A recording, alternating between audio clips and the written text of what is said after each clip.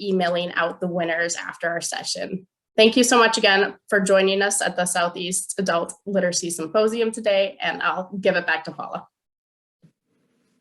Thanks, Madison. So I've got the agenda, and I should have had somebody proofread it, because what our agenda is today is we're defining intersectionality as it relates to race and gender, reflecting on the history of segregation and deindustrialization in the Milwaukee metropolitan area, consider how intersectionality in terms of like our lens and how we think about things can improve outcomes for our students, and then provide next steps for tutors, not recruiters, to increase our intersectionality efforts. So for our warm up, if you can find the chat, I'm going to ask that everybody list 3 different ways that they would identify. So when you're introducing yourself to somebody, what are some of those things that you first think about?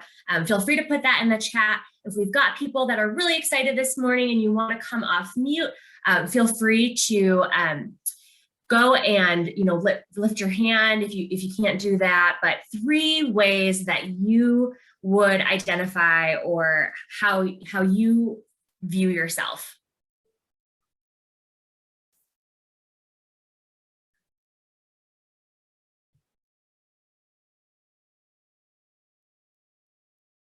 We've got mother, teacher, friend, female, white nonprofit staff, women, immigrant, mother,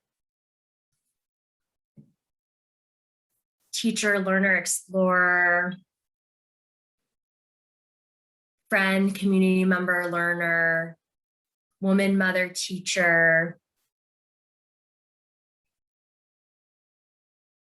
Love it. Elder, mentor, woman. Husband, father, volunteer, woman, grandmother, nonprofit staff, mother, creator, friend, woman, mother, educator, woman, white, non-binary, young. Continue, and for those that just joined us, what we're doing for our warm-up is we're just putting 3 different ways that we identify. So, any sort of words, we've got everything from explorer, teacher, friend. Feel free to add that to the chat.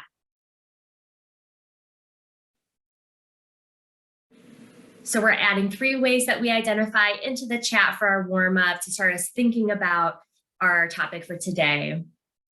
We'll give about 15 more seconds. Gardener, cook.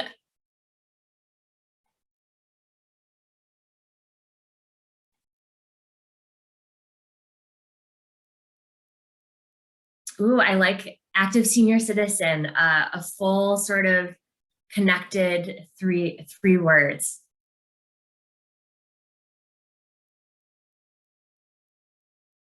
All right, so you can continue to put that in the chat. I think we always like to know who's in the room with us, even though we're virtual. And it looks like we've got a lot of friends, teachers, volunteers, and people that identify as women as well that are with us this morning. So for myself, the way that I would identify is I identify as a brown Filipino American, a mama, and a sister friend. So a picture of my family, Filipino, my family, my son's a little bit older now, and some friends of mine.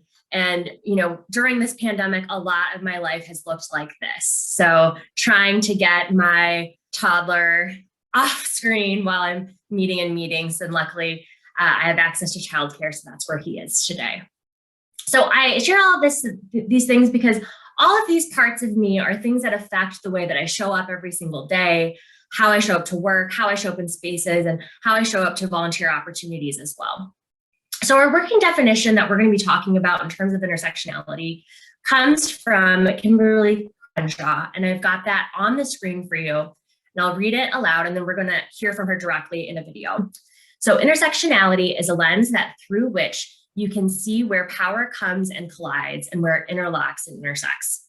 It's not simply that it's a race problem here, a gender problem here, a class or an LGBTQ problem there. Many times that framework erases what's happening to people who are subject to all of these things.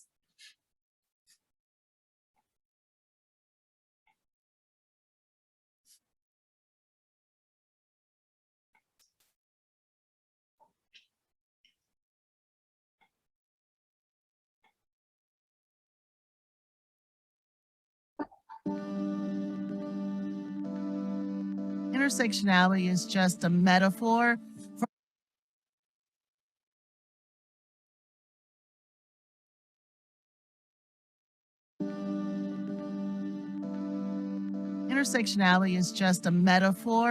for understanding the ways that multiple forms of inequality or disadvantage sometimes compound themselves, and they create obstacles that often are not understood within conventional ways of thinking about anti-racism or feminism or whatever social justice advocacy structures we have. Intersectionality isn't so much a grand theory, it's a prism for understanding certain kinds of problems. African American girls are 6 times more likely to be suspended than white girls.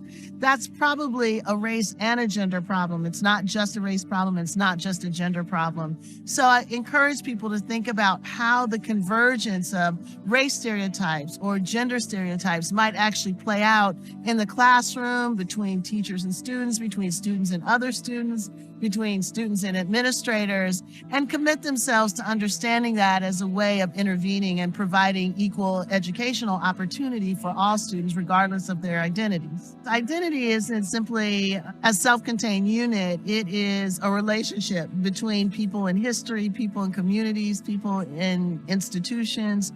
So schools do a good job when they understand that and when they commit themselves to curricular development, to opportunities in the school for all students to understand the histories that have brought us to this particular moment.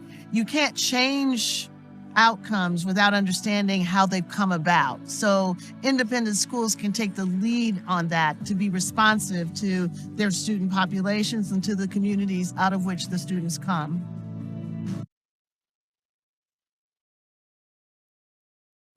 And, sometimes we think about, I think we've heard, it's been in more modern vernacular talking about intersectionality. And part of the reason why we try to think about how things combine is oftentimes we see things through the lens that we experience. So Forbes study here shows that in 2019 that white women see a pay gap around genders, but we're unaware of the racial pay gap around women. And that's because we are always a lot more keen to understand sort of the things that keep us apart from majority cultures or dominant groups that have access to power, where we might not know how other groups interact with that. So this was something that was a poll by Morning Consult, and you can see here in terms of all adults compared to, women were more likely than men to believe that they were paid less than men for doing similar work. Non-white women being paid less, that the rates around women and men were more likely to, be around 40%. And when you actually break it down by race, we see that women that are more likely to experience that as non-white women were more likely to agree that, they were paid less than their white women counterparts. So we're just putting this up for us to recognize that we, whatever intersection that you sit at, there are blind spots that we might not know based on our own lived experience, exposure, and where we come from. So I wanted to take the time now to go into a breakout room. So in about, looks like 20 seconds till everyone's back in.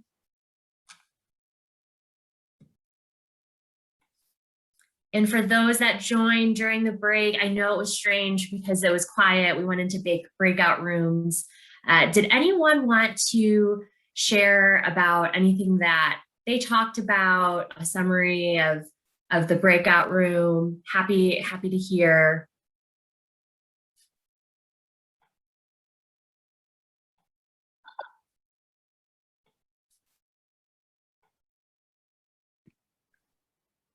If I could just say, we had a couple of people describe themselves with traits. I'm a control person, for example. I like to control things. So is that part of intersectionality, identifying not by traits of how we react to situations? Of course, that may be related to whoever we are, a woman or whatever identifier we have. Maybe if you could expand on that. Thank you. Sure. Thanks, Lily, for that question. So typically when we talk about intersectionality, we talk about, I guess, less about traits or personality with things that like manifest, although, you know, I think from a sociology perspective, some might say that, you know, because the way that certain genders are socialized within, you know, the American context, that might lead to different personality traits that are more pronounced in different genders. So that was, I think, perhaps a little too academic in a way of answering that, but I think a more simpler way of saying that is who we are, you know, affects the way that we act and the different traits that we have. And I'll leave it to everyone in their own individual time to consider, you know, once again, you know, who are you? How do you identify? And how might some of these things affect the way that you show up in spaces? And then I see somebody else in the chat, they talked about how their personal identities help us connect or cause barriers with our students. Thank you for sharing. Anyone else before we move on?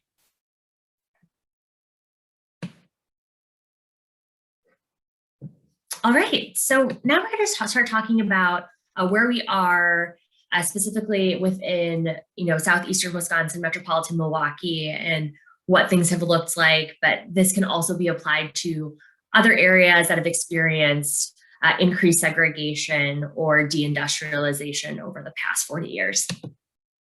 So within our metropolitan Milwaukee area, so that Milwaukee County and 5 surrounding counties, we'll see that, you know, within the racial breakdown that's on that screen, it really does mirror a lot of what the city of Milwaukee itself used to look like in terms of our racial breakdown.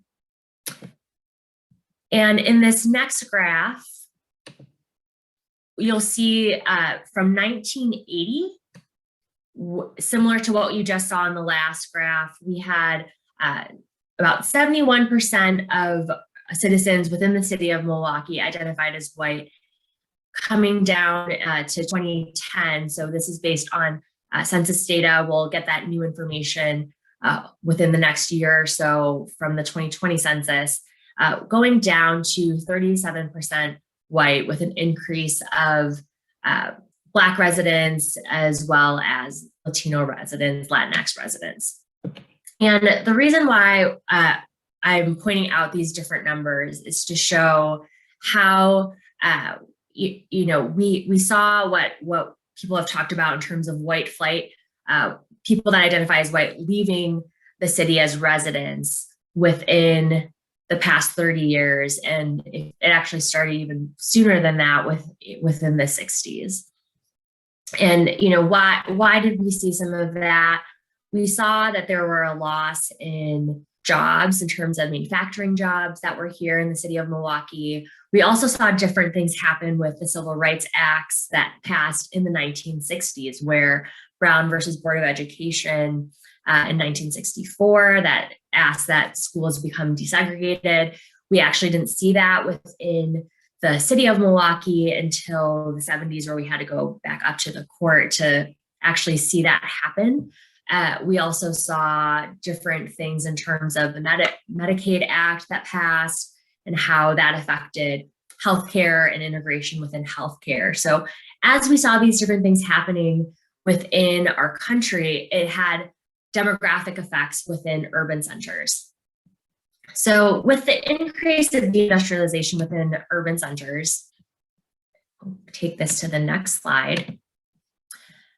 We saw that employment rates changed. So you'll see that, you know, we were getting close to similar rates of employment for, this is for males, so for Black males and white males in 1970. But as we saw deindustrialization hit, a lot of that migration in terms of great migration north of Black Americans, African Americans, toward the north for those industrial jobs, you know, they weren't necessarily people that were second generation working in manufacturing. So like many places, as they start to downsize, you see the last ones in were the first ones out. So we have yet to recover from that loss of economic opportunity in terms of job rates here within Milwaukee and other urban areas.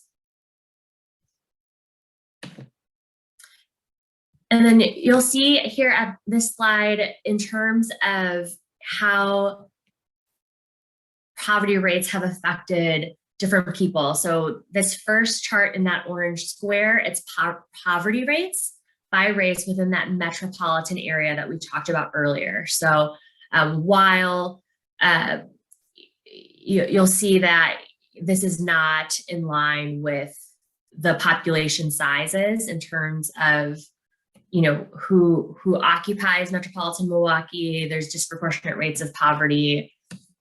And then, in terms of the built environment for housing, household income, how that's changed over time, you'll see that everyone's hurt over the past 30 years, 40 years in terms of real household income, but it's disproportionately affected communities of color. And in terms of male incarceration, how that has really targeted within our region, specifically Black males. And I share all of these things so that we can really think about, sort of the built environments that have produced conditions where our services are needed for adult literacy. So in terms of when we think about the educational system within Milwaukee proper, as we started to see immigration coupled with white flight and seeing that the wealth and the ability to own homes and have economic opportunity for Black Americans and other Americans of color decreased because our schooling systems are connected to property taxes, that affected in real time the resources that were available to the traditional public schools. And integration played out within here, the Milwaukee proper, with Chapter 220 and finding ways for students from the city center to go to schools and integrate within suburban schools outside of Milwaukee. There are different questions about whether or not that integration really was what was intended in terms of thinking about integrated schools around race, class, and different identities. So there's a lot there, and there's a lot that people talk about, and Madison will share further resources to get more in depth to think about that in terms of Milwaukee as a case study for how segregation has affected economic outcomes and educational outcomes. So going back to that idea of intersectionality, the YWCA provided a report that really focused on the ideas around how women of color and girls of color, more than their white counterparts, are to experience criminalization in different ways. So you'll see that list there, the idea of having increased traffic stops, being subject to immigration enforcement based on perceived status, so not necessarily people that are immigrants, but because they fit the profile of what somebody might think an immigrant looks like, being subject to immigration enforcement. We had ICE raids here within Milwaukee 2 years ago on the south side that people just got stopped getting asked for papers in very specific neighborhoods. Having pregnancy and parenting policed, so thinking about how I think women as a whole have discussed how pregnancy and parenting has been more increasingly scrutinized, and how that's even more exacerbated for women and girls of color. Having higher rates of schools discipline and suspension. Kimberly Crenshaw discussed that a little bit in her clip in terms of how women of color experience, especially Black women, the schooling system, and then higher rates of death related to domestic violence. So I share all that to say that, within our learning environments, when we're working with women, poor women, women of color, people that have had difficult experiences prior to coming to where we are. They have had experiences with people that are in traditional roles of power, whether it's an educator, an officer, a caseworker, that more likely than not wasn't always the most respectful experience. So when you're thinking about that with the people that we're working with, trying to better their lives, you know, how are we building a culture of respect and dignity for everyone that we work with? And now we're going to talk about where we are currently in terms of the COVID-19 crisis and the economic recession. So assuming that, you know, many of the people that you work with, similar to the volunteers, are women, we have been negatively affected by the pandemic in a way that has higher rates for women of color because of the industries that they work in terms of healthcare, hospitality. And I know that it might be hard for you to read this on this tiny screen, but Madison will send this out. You'll be able to see that chart once again, 6% unemployment at the beginning of this year for women overall, seeing that Black women, that was at 8.5%, Latinas at 8.8%, women 20 to 24, 10.3%, and then 11.3% for women with disabilities. So the unemployment rate for men overall was around 5.5%. So we're starting to see, once again, those shifts. Outside of traditional employment, we also know that here in the United States that 58% of family caregivers, so when we say family caregivers, that could be somebody that is providing for a family member, an elderly parent, child, that most family caregivers identify as women. And for women that identify as Black and Latina, they're more likely to be primary or sole breadwinners for their family compared to 37% of white mothers. So on top of the economic pressures, women disproportionately carry, especially women of color, that the need to support their families. And as we all know, recently an article came out in terms of COVID-19 disproportionately harming women's mental health. And once again, when we think about that intersection, you know, women, young women, Black women and Latinx women have all had increased rates of some of the harm that's been caused by the COVID-19 crisis. So that was a lot in terms of talking about urbanization, deindustrialization, a lot. So what I'm going to do now is what we're going to actually break you up into pairs. So we're going to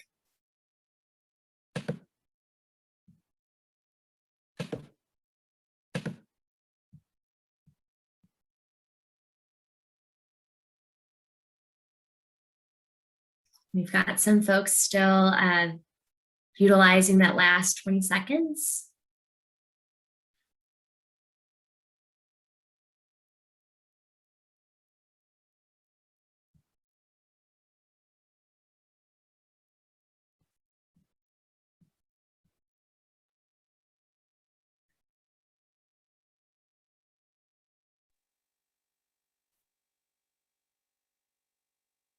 All right. Welcome back, everyone. So just wanted to take a moment to debrief and see if anyone wanted to share, whether it's in the chat or out loud. What was that experience like, listening to somebody else? How is this, just having that space to talk for what can feel like a long time. What was that like?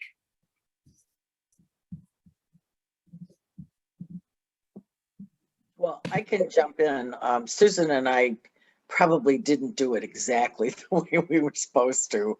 Yeah, I mean, it was more conversational, but we each, I think, had the opportunity to kind of share kind of where we were both coming from. And it was amazing in to me in this day and age to connect with someone who really thought the same way I did, who felt the way I did, who, who, although the pandemic was, and we certainly talked about how it was on our students, but we also talked about, things that came out of the pandemic for us. And I shared with her that the one thing that, it was the first time I'd had a lot of time to do professional development because I wasn't driving, 10,000 hours a week. Yeah. And so, yeah, I did a lot on white privilege, and like for the first time in my life, I get it. And that makes it so much harder when I look at the rest of the world and realize they don't get it. Thanks so much for sharing. I think, part of the reason why the question was, how has this affected you? And then how might it affect your students? Sometimes if we aren't in tune to really have that time for our own selves to reflect and consider, whether it's the pandemic or our lived experience, we are unable to do things like the things that we might need to do to build trust across cultures. Yeah, and well, and the other side on the student side, and I've been away from students for about a year. My students, who were mainly people of color, mainly from the central cities of whatever community I was in, were so strong and had been through so much and had so much more coping skills that I'm sure, the pandemic to them is just like one more thing to have to deal with. And they do it really, really well. Yeah, I think that, adverse experience is more likely to set people up to have different resilience. If you give that example of exercise, you have to have resistance against your muscles in order for that to grow. And we see that in like lived experience. Hello. Oh, go ahead. Looks like, okay. I think, I'm sorry, somebody else. No, go ahead. I was just gonna mention that you wanted to speak. Oh, okay. I think the person who I kind of got put into a different group in the middle. So I listened to my second partner, and he said basically what I had said in the prior group, that the students are so disconnected. First of all, there's a technology challenge, which many of them have. I think she works with, it sounded like younger students. I work through an editing service. I edit and teach through online service. But my students are college students. I do editing for them, and they feel lost. They're in a bubble, especially the freshmen, because they've gone off to college, but they haven't gone anywhere. And they're still sitting at home, and they have no connection with each other, each of them. So I took remote classes, and it was very bizarre because you were not near the other students at all. And this was before the pandemic, and in a pandemic, you're at home, you're not with anybody. And they were just kind of hung out there in their own little bubbles, disconnected from the faculty for help, disconnected from each other. And I don't know, I think it's been really, really hard on education from the youngest to graduate students all the way through. And I don't know how over time, what the impact is going to be. No, those are huge observations, especially for students that might have transitioned. So whether it's somebody going into a new HSCD program or into college that haven't, that are more used to being able to physically create those systems of support, seeing faculty, connecting with peers, and look, what is our role in terms of helping them navigate a world that we're all new to. I think that has created a lot of challenges for everyone in education. So thank you for bringing that up.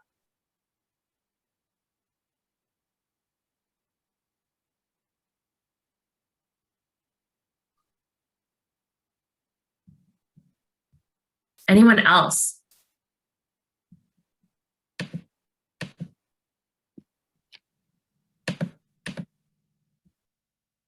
All right. Well, thank you all for taking the time to connect with people. I just wanted to provide a few quick tips at the end here around building that trust across culture. So one of the hardest things, I think, because we all have goals and outcomes and we're trying to help people meet their educational goals, is really finding ways to take time to build that rapport. So how are we, working with our students and really letting them know, why are we a part of this program? What do we see in them in terms of how we want to empower them, provide services, provide support, and letting people even know about your own educational journey and how it's been something that you care about. Taking that time to build that rapport is huge, especially when we're so still physically distant. And another thing is being authentic. So, people always can feel when you're showing up as your true self. And so much of being authentic is, once again, making that time to know who you are, taking that time to allow people to have that space to do that for themselves. And then next with that, once you've built that rapport, when people know, especially for marginalized communities, people have been used to, like I said earlier, maybe not having the respect that they deserve in different situations, maybe not having the best experience within their education. So, building that rapport, having them know who you are and why you're there is really important. So then that next step that you're creating shared agreements for accountability. So sometimes what accountability looks like can look differently for different students. So, what are they committing to in terms of saying what they want to accomplish and how they want to accomplish it, and where do they see you as part of that accountability? And then being able to have that be a continuous dialogue if things shift and change. And lastly, acknowledging those systems around injustice and the empowerment that education can hold in terms of providing different opportunities. So many of us are a part of educational work because we know the power of education in spite of all of these things. But the acknowledgement that, we have these built systems that might not be equal across all groups helps people understand that we aren't believing that, their character or their competency is less than yours as the tutor or the volunteer, but, understanding that people that have different experiences and opportunities that, put people in different places, and that we view education as one of those opportunities to make sure that people don't get left behind.